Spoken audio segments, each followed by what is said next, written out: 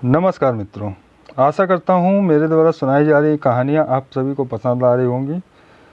अपने कमेंट करना ना भूलें ताकि हमें मालूम चले अपनी कमियों को हम दूर कर सकें। आप लोगों का सहयोग ही आप लोगों का स्नेह है। आइए शुरू करते हैं आज की कहानी, मनोव्यक्ति। यह कहानी मुंशी प्रेमचंद द्वारा लिखी है। तो शुरू करते हैं आज की कहानी, मनोव्यक्ति। एक सुंदर युवती प्रातःकाल गांधी पार्क में विल्होर के बेंच पर गहरी नींद में सोई पाई जाए, यह चौंका देने वाली बात है। सुंदरियां पार्कों में हवा खाने आती हैं, हंसती हैं, दौड़ती हैं, फूल पौधों से खेलती हैं, किसी का उधर ध्यान नहीं जाता। लेकिन कोई युवती रविश के किनारे वाले बेंच पर बेखबर सोए, यह बिल्कुल गैर मामूली बात है और बलपूर्वक आकर्षित करने वाली। रविश पर कितने आदमी चहलकदमी कर रहे हैं, बूढ़े भी जवान भी, सभी एक क्षण के लिए वहाँ ठिठक जाते हैं। एक नज़र वैद्य से देखते हैं, तब चले जाते हैं। युवक वृंद रहस्य भाव से मुस्कुराते हुए, वृद्धजन चिंता भाव से सिर हिलाते हुए और युवतियाँ लज्जा से आंखें नीची किए हुए। बसंत और हासिम निकर और बनियान पहने नंगे पांव दौड़ रहे हैं। बड़े दिन की छुट्टियों में ओलंपियन रेस होने वाली है। दोनों उसी की तैयारी कर रहे हैं। दोनों उस स्थान पर पहुंचकर रुक जाते हैं और दबी आंखों से युवती को देखकर आपस में ख्याल दौड़ाने लगते हैं। बसंत ने कहा, इसे और कहीं सोने की जगह न मिली? हासिम ने जवाब दिया, कोई वेश्या है। लेकिन वेश्याएं भी तो इस तरह बेशर्मी नहीं करती। वेश्या अगर बेशर्म न हो तो वह वेश्या नहीं। बहुत सी ऐसी बातें हैं जिनमें कुलवधी और वेश्या दोनों एक व्यवहार करती हैं। कोई वेश्या मामूली तौर पर सड़क पर सोना नहीं चाहती। रूप छवि का नया आर्ट है। आर्ट का सबसे सुंदर रूप छिपाव है, दिखाओ नहीं। वेश्या इस रहस्य को खूब समझती है। इसका छिपाव केवल आकर्षण बढ़ाने के लिए है, हो सकता है, मगर यहाँ सो जाना यह प्रमाणित नहीं करता कि यह वेश्या है। इसकी मांग में सिंदूर है। वेश्या अवसर पड़ने पर सौभाग्यवती बन जाती है। रात भर प्याले के दौर चले होंगे, काम क्रीडाएँ हुई होंगी, अवसाद के कारण ठंडक पाकर सो गई होगी। मुझे तो कुलवधू सी लगती है। कुलवधू पार्क में सोने आएगी? हो सकता है घर से रूठ कर आई हो। चल कर पूछ ही क्यों ना लें। निरे अहमक हो, बगैर किसी परिचय के आप किसी को जगा कैसे सकते हैं? अजी चलकर परिचय कर लेंगे, उल्टे और एहसान जताएंगे, और जो कहीं झिड़क दे, झिड़कने की कोई बात भी हो, उससे सौजन्य और सहृदयता में डूबी हुई बातें करेंगे। कोई युवती ऐसी बातें सुनकर फूल उठती है। यह नौ यौवना है। मैंने रूप और यौवन का ऐसा सुंदर संयोग नहीं देखा था। मेरे हृदय पर तो वह रूप जीवन पर्यंत के लिए अंकित हो गया, शायद कभी न भूल सकूं। मैं तो फिर भी यही कहता हूँ कि यह कोई वेश्या है। रूप की देवी वेश्या भी हो तो उपास्य है। यहीं खड़े खड़े कवियों की सी बातें करोगे, जरा वहाँ चलकर क्यों नहीं? तुम केवल खड़े रहना, पास तो मैं डालूंगा। कोई कुलवधू है।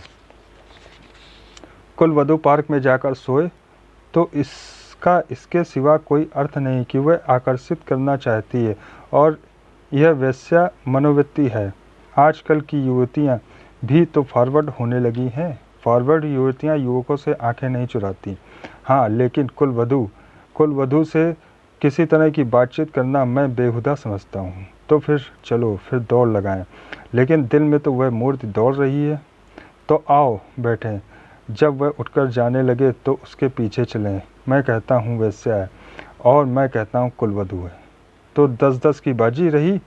दो वृद्ध पुरुष धीरे धीरे जमीन की ओर ताकते आ रहे थे, मानो जवानी ढूंढ रहे हो। एक की कमर झुकी, बाल काले, शरीर स्थूल, दूसरे के बाल पके हुए पर कमर सीधी, एक गहरा शरीर। दोनों के दांत टूटे पर नकली लगाए, दोनों की आंखों पर ऐनक। मोटे महाशय वकील हैं, चेहरे डॉक्टर। वकील, देखो ये 20वीं सदी की करामात। डॉक्टर, जी हाँ देखा। हिंदुस्तान दुनिया से अलग तो नहीं, लेकिन आप इसे शिष्टता तो नहीं कह सकते। शिष्टता की दुहाई देने का अब समय नहीं है। किसी भले घर की लड़की वेश्या है साहब। आप इतना भी नहीं समझते? वेश्या इतनी फूहड़ नहीं होती, और भले घर की लड़कियां फूहड़ होती हैं।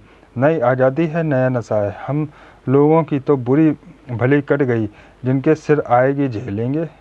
ज़िंदगी जहन्नुम से बदतर हो जाएगी। अफसोस, जवानी रुखसत हो गई, मगर आँख तो नहीं रुखसत हो गई, वह दिल तो नहीं रुखसत हो गया। बस आँख से देखा करो, दिल जलाया करो। मेरा तो फिर जवान होने को जी चाहता है। बस पूछो तो आजकल के जीवन में भी ज़िंदगी की बहार है। हमारे वक्तों में तो कहीं कोई सूरत ऐसी नज़र नहीं आती थी। आज तो जिधर जाओ हुस्न ही हुस्न के जलवे। सुना है युवतियों को दुनिया में जिस चीज़ से सबसे ज़्यादा नफ़रत है वह है बूढ़े मर्द। मैं इसका कायल नहीं। पुरुष का जौहर उसकी जवानी नहीं, उसकी शक्ति संपन्नता होता है। कितने ही बूढ़े जवानों से ज़्यादा कड़ियल होते हैं। मुझे तो आए दिन इसके तजर्बे होते हैं। मैं ही अपने को किसी जवान से कम नहीं समझता। यह सब सही है, पर बूढ़ों के दिल कमज़ोर होता जाता है। अगर ये बात न होती तो इस रमणी को इस तरह देखकर हम लोग यूँ न चले जाते। मैं तो आँख भर देख न सका। डर लगा रहा था कि कहीं उसकी आँख खुल जाए और वह मुझे ताकते देख ले तो दिल में क्या समझे। खुश होती कि बूढ़े पर भी उसका जादू चल गया। अजी रहने भी दो, आप कुछ दिनों ओकासा का सेवन कीजिए। चंद्रोदय खाकर देख चुका, सब लूटने की बातें हैं। मंकी ग्लैंड लगवा लीजिए ना। आप इस युवती से मेरी बात पक्की करा दें, मैं तैयार हूँ। हाँ, यह मेरा जिम्मा, मगर भाई हिस्सा भी रहेगा। अर्थात यह कि कभी कभी मैं भी आपके घर झांक कर अपनी आंखें ठंडी कर लिया करूँगा। अगर आप इस इरादे से आए तो आपका दुश्मन हो जाऊँ। हो, आप तो मंकी ग्लैंड का नाम सुनते ही जवान हो गए। मैं तो समझता हूँ यह भी डॉक्टरों ने लूटने का एक लटका निकाला है। सच? अरे साहब, इस रमणी के स्पर्श में जवानी है। आप हैं किस फेर में? इसके एक एक अंग में, एक एक चितवन में, एक एक मुस्कान में, एक एक विलास में जवानी भरी है। न 100 मंकी ग्लैंड, न एक रमणी का बाहुपास। अच्छा, कदम बढ़ाइए, मुवक्किल आकर बैठे होंगे। यह सूरत याद रहेगी। फिर आपने याद दिला दी। वह इस तरह सोई है इसलिए कि लोग उसके ऊपर को, उसके अंग विन्यास को, उसके बिखरे हुए केसों को, उसकी खुली गर्दन को देखें और अपनी छाती पीटें। इस तरह चले जाना उसके साथ अन्याय है। वह बुला रही है और आप भागे जा रहे हैं। हम जिस तरह दिल से प्रेम कर सकते हैं, जवान कभी कर सकता है? बिल्कुल ठीक। मुझे तो ऐसी औरतों से साबिका पड़ चुका है जो रसिक बूढ़ों को खोजा करती हैं। जवान तो छिछोरे, उच्छृंज, अस्थिर और गर्वीले होते हैं। वे प्रेम के बदले कुछ चाहते हैं। यहाँ निस्वार्थ भाव से आत्मसमर्पण करते हैं। आपकी बातों से दिल में गुदगुदी हो गई। मगर एक बात ध्यान रखिए, कहीं उसका जवान प्रेमी मिल गया तो मिला करे। ऐसा यहाँ ऐसे से नहीं डरते। आपकी शादी की कुछ बातचीत थी तो? हाँ थी, मगर अपने ही लड़के जब दुश्मनी पर कमर बांधे तो क्या हो। मेरा लड़का यशवंत तो मुझे बंदूक दिखाने लगा। यह जमाने की खूबी है। अक्टूबर की धूप तेज हो चली। दोनों मित्र निकल गए। 2 देवियाँ, एक वृद्धा, दूसरी नौयवना पार्क के फाटक पर मोटर से उतरी और पार्क में हवा खाने आई। उनकी निगाह भी उस नींद की मारी युवती पर पड़ी। वृद्धा ने कहा, बड़ी बेशर्म है। नौयवना ने तिरस्कार भाव से ओर देख कर कहा, ठाठ तो बड़े घर की देवियों के हैं, बस ठाठ ही देख लो। इसी से मर्द कहते हैं स्त्रियों को आज़ादी न मिलनी चाहिए। मुझे तो कोई वेश्या मालूम होती है। वेश्या ही सही, पर उसे इतनी बेशर्म करके स्त्री समाज को लज्जित करने का क्या अधिकार? कैसे मज़े से सो रही, मानो अपने घर में है। बेहयाई है। मैं पर्दा नहीं चाहती, पुरुषों को गुलामी नहीं करना चाहती, लेकिन औरतों में जो गौरवशीलता है, सल्लज्जता है, उसे नहीं छोड़ना चाहती। मैं किसी युवती को सड़क पर सिगरेट पीते देखती हूँ तो मेरे बदन में आग लग जाती है। उसी तरह आधी छाती का जंपर भी मुझे नहीं सुहाता। क्या अपने धर्म की लाज छोड़ देने ही से साबित होता है कि हम बहुत फॉरवर्ड हैं? पुरुष अपनी छाती या पीठ खोले तो नहीं घूमते। इसी बात पर बाई जी जब मैं आपको आड़े हाथों लेती हूँ तो आप बिगड़ने लगती हैं। पुरुष स्वाधीन है, वह दिल में समझता है कि मैं स्वाधीन हूँ, वह स्वाधीनता का स्वांग नहीं भरता। स्त्री अपने दिल में समझती है कि वह स्वाधीन नहीं है, इसलिए वह अपनी स्वाधीनता का ढोंग करती है।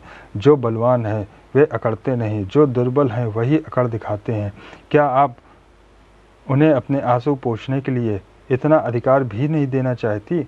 मैं तो कहती हूँ, स्त्री अपने को छुपाकर पुरुष को जितना नचा सकती है, अपने को खोल कर नहीं नचा सकती। स्त्री ही पुरुष के आकर्षण की फिक्र क्यों करे? पुरुष क्यों स्त्री से पर्दा नहीं करता? अब मुंह न खुलवाओ मीनू, इस छोकरी को जगा कर कह दो जाकर घर में सोए। इतने आदमी आ जा रहे हैं और यह निर्लज टांग फैलाए पड़ी है, यहाँ इसे नींद कैसे आ गई? रात कितनी गर्मी थी भाईजी, ठंडक पाकर बेचारी की आंख लग गई है। रात भर यहीं रही, मैं शर्त बदती हूँ। मीनू युवती के पास आकर उसका हाथ पकड़कर हिलाती है। यहाँ क्यों सो रही हो देवी जी, इतना दिन चढ़ आया, उठकर घर जाओ। युवती आंखें खोल देती है। अहो, इतना दिन चढ़ आया, क्या मैं सो गई थी? मेरे सिर में चक्कर आ जाया करता है। मैंने समझा शायद हवा से कुछ लाभ हो, यहाँ आई, पर ऐसा चक्कर आया कि इस बेंच पर बैठ गई, फिर मुझे होश न रहा। अब भी मैं खड़ी नहीं हो सकती, मालूम होता है कि गिर पड़ूंगी। बहुत दवा की पर कोई फ़ायदा नहीं। आप डॉक्टर श्यामनाथ को जानती होंगी, वह मेरे ससुर हैं। युवती ने आश्चर्य से कहा, अच्छा, वह तो अभी इधर ही से गए हैं। सच? लेकिन मुझे पहचान कैसे सकते हैं? अभी मेरा गौना नहीं हुआ है।